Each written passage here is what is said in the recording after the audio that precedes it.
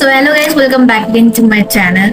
इतने दिन से मैं देख रही हूँ मेरे चैनल पे ना कुछ भी व्यूज नहीं आ रहे, कुछ भी ग्रोथ नहीं हो रही है, वरना लोगों के चैनल्स एक एक महीने में बहुत अच्छा रिजल्ट दिखाते हैं, बस मेरा चैनल नहीं दिखा रहा है। तो मैंने तो एक चीज अपनी गलती नोटिस कर ली कि मैं अपने चैनल पे ना मिक्स कंटेंट्स डाल रही हूँ जो मुझे नहीं डालना चाहिए, और मैं डाल रही हूँ। तो मैंने सोचा कि आज से, अभी से, इसी वक्त से मैं अपना एक कंटेंट चूज करके रख लेती हूँ, फिर मैं उसी कंटेंट पे मैं डेली वीडियोस डालते जाऊंगी, डेली या 1 वीक या कुछ दिनों में।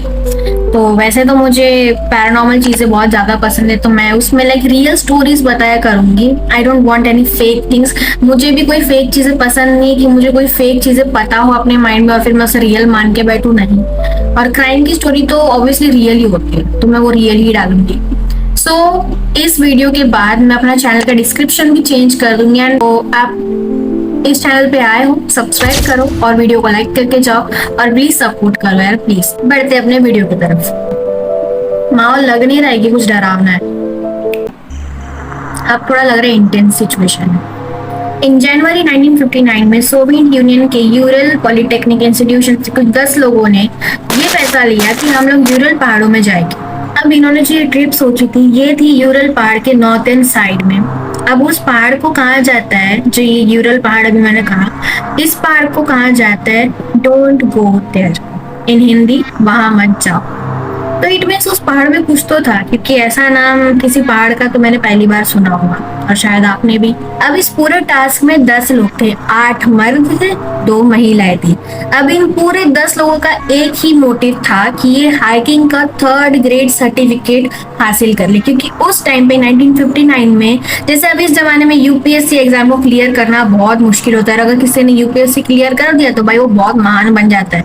तो उस टाइम पे ग्रेड 3rd सर्टिफिकेट जो मैंने अभी नाम दिया, ये उस टाइम पे बहुत ही रेयर था। अगर किसी ने इसे पा लिया ना तो वो भाई बहुत महान इंसान हो जाता है।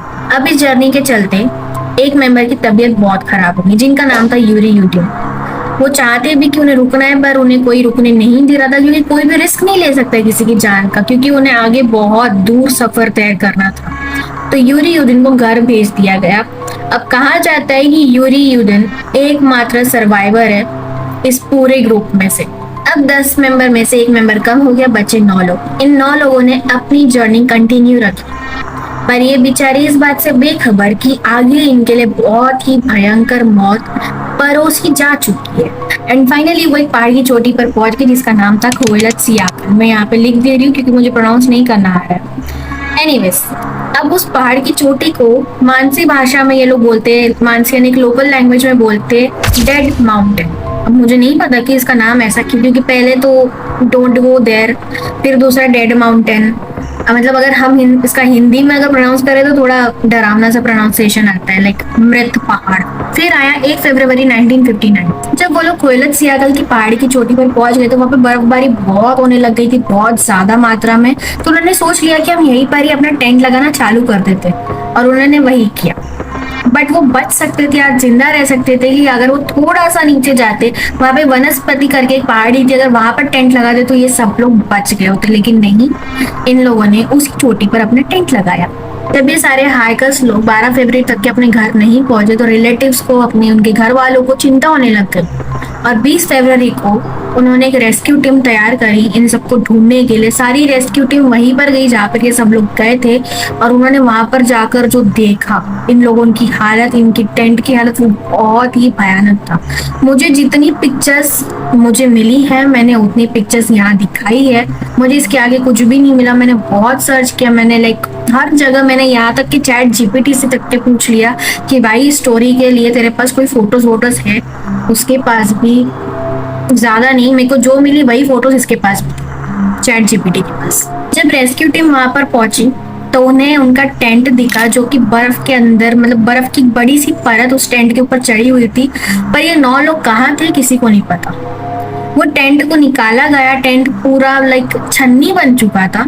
अंदर में वो गर्म कपड़े अभी भी कुछ लोगों के रखे हुए थे, उन 9 में से कुछ लोगों के गर्म कपड़े, उनके जूते वगैरह सब रखे हुए थे। माना ये जाता है कि पैनिक में आके सब लोग अपने कपड़े यही भूल गए, वो कुछ लोग अपने कपड़े यही भूल गए और भाग गए जंगल में, क्योंकि जब अच्छे से देखा गया तो वो बर्फ में ना फुटप्रिंट्स दिखे जो जंगल की ओर जाते हुए दिखे।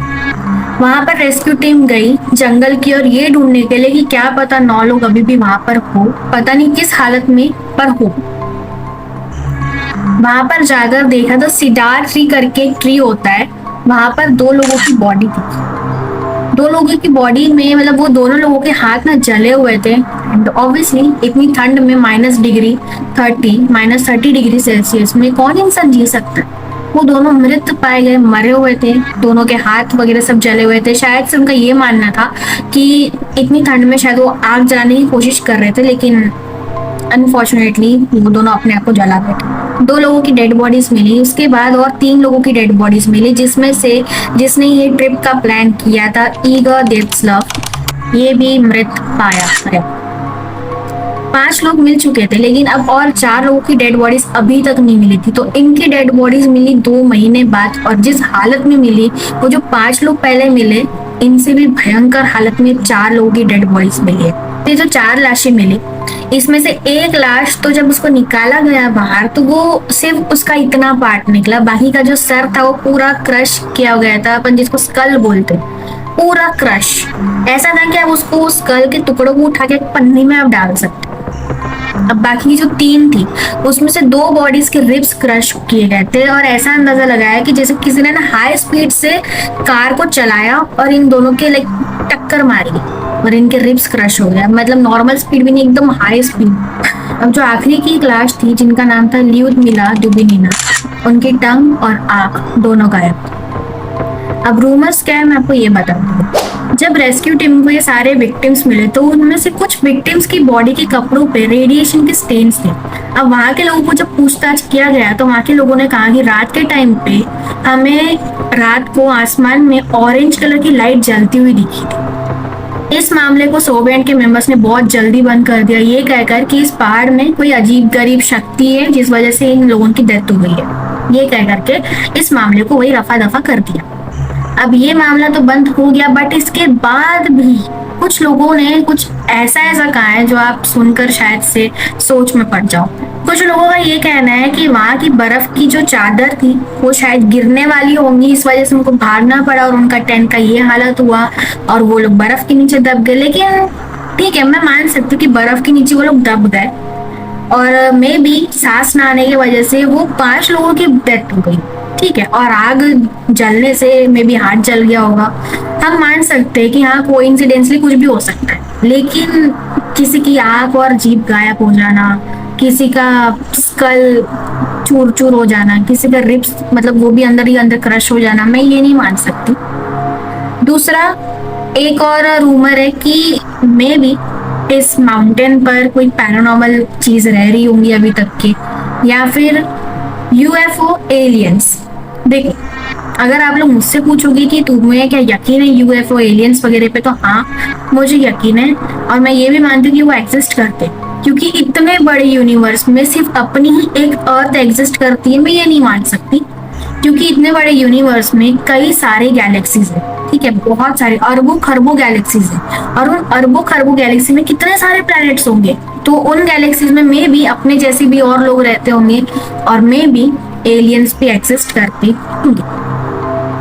तो अब जिन्होंने कहा है कि उन्हें वहां पे लाइट दिखी, तो मे भी देखो, मे भी बोल रही हूँ मैं, हर चीज में मैं पक्के से नहीं बोल रही हूँ, मे भी एलियंस हो सकते हैं, क्योंकि देखो अब वो 9 लोग तो बचे ही नहीं, तो कौन बताने आएगा, उनकी आत्मा तो आएगी नहीं, है ना।